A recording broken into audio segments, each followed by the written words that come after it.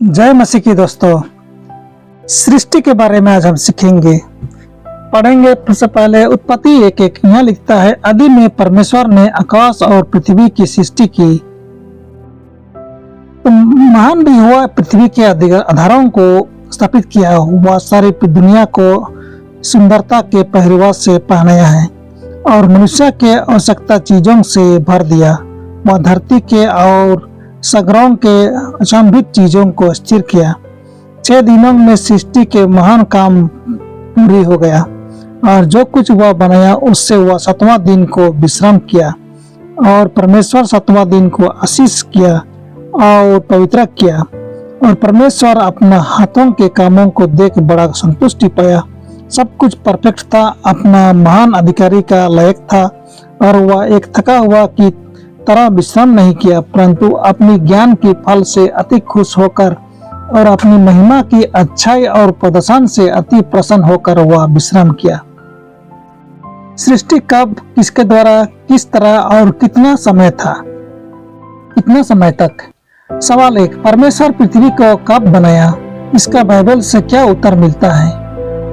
पढ़ें उत्पत्ति 1:1 यहाँ लिखता है, आदि में परमेश्वर ने आकाश और पृथ्वी की सृष्टि की। सृष्टिकर्ता कौन था? उत्पत्ति 1:1 आदि में परमेश्वर ने आकाश और पृथ्वी की सृष्टि की। सृष्टिकर्ता परमेश्वर था।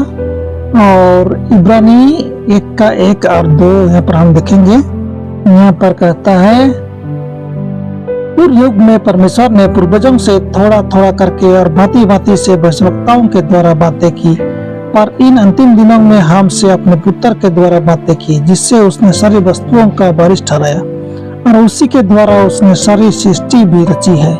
तो इस तरह हम देखते हैं। तो किसके द्वारा सृष्टि किया? परमेश्वर यीशु के द्वारा, मतलब पुत्र के द्वारा इस पृथ्वी को सृष्टि किया।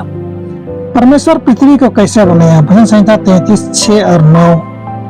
आकाश मंडल यहोवा के वचन से और उसके सारे गण उसके मुंह की श्वास से बने, क्योंकि जब उसने कहा तब हो गया, जब उसने आज्ञा दी तब वास्तव में वैसा ही हो गया।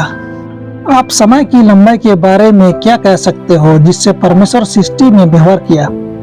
उत्पत्ति 1:5-8 को हम पढ़ेंगे। यहाँ पढ़ने से पाएंगे उत्पत्ति 1:5, 8, 13, 19, 23 और 31 पद और 2 अध्याय का 1 से 3 में पढ़ने से पाएंगे। यहाँ सांझ और सवेरे कहा है, सांझ और सवेरे, जो कि उत्पत्ति 1:5 में पढ़ने से पाएंगे वो पहला दिन हुआ। फिर दूसरा दिन उत्पत्ति 1:8 में हम पाएंगे। तीसरा दिन उत्पत्ति 1:13, चौथा दिन उत्पत्ति 1:19, पांचवा दिन उत्पत्ति 1:23, छठा दिन उत्पत्ति 1:31 और सातवां दिन उत्पत्ति 2:1 से 3। इस तरह यहाँ हम दिनों का हम देखते हैं। बाइबल दिखाती है कि पृथ्वी किसी ऐसी लंबी युग से धीरे धीरे करके विकसित नहीं हुई। सृष्टि के प्रत्येक आगामी दिन के बारे में पवित्र रिकॉर्ड घोषित करता है कि इसमें बाद के सभी दिनों की तरह शाम और सुबह शामिल थी। प्रत्येक दिन के अंत में सृष्टिकर्ता के कार्य का परिणाम दिया जाता है। यह स्टेटमेंट पहला सप्ताह का अंत में दिया गया है। ये आकाश और पृथ्वी की पीढ़ियां हैं जब वे बनाए गए थे। उत्पत्ति 2:4। लेकिन यह इस विचार को व्यक्त नहीं करता है कि सृष्टि के दिन शाब्दिक के अलावा अन्य दिन थे। प्रत्येक दिन को एक पीढ़ी कहा जाता था, क्योंकि ईश्वर ने अपने कार्य के कुछ नए हिस्से को उत्पन्न या उत्पादित किया था। परमेश्वर ने किन सीमाओं के साथ पौधों और जानवरों को बनाया? उन्हें उत्पत्ति 1:11 और 12। फिर परमेश्वर ने कहा, पृथ्वी से हरी घास तथा बीज वाले छोटे छोटे पेड़ और फलदायी वृक्ष भी, जिनके बीज उन्हीं में एक एक की जाति के अनुसार होते हैं, पृथ्वी पर उगे, और वैसा ही हो गया। इस प्रकार पृथ्वी से हरी घास और छोटे छोटे पेड़, जिनमें अपनी अपनी जाति के अनुसार बीज होता है, और फलदायी वृक्ष, जिनके बीज एक एक की जाति के अनुसार उन्हीं में होते हैं, उगे। और परमेश्वर ने देखा कि अच्छा है। 21 और 25 को हम पढ़ेंगे।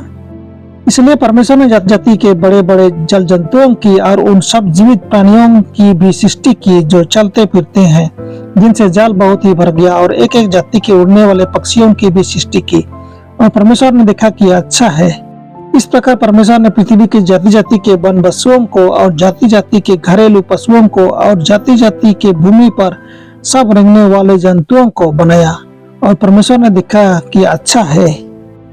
परमेश्वर प्रत्येक को अपनी ही तरह का फल लाने को कहा। मनुष्य सृष्टि किया गया। मनुष्य किससे कहते हैं?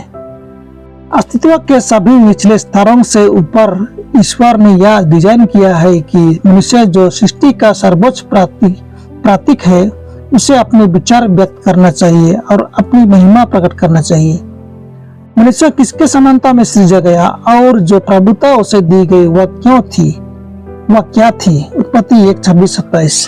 फिर परमेश्वर ने कहा, हम मनुष्य को अपने स्वरूप के अनुसार अपनी समानता में बनाएं और वे समुद्र की मछलियों और आकाश के पक्षियों और घरेलू पशुओं और सारी पृथ्वी पर और सब रेंगने वाले जंतुओं पर जो पृथ्वी पर रेंगते हैं अधिकार रखें।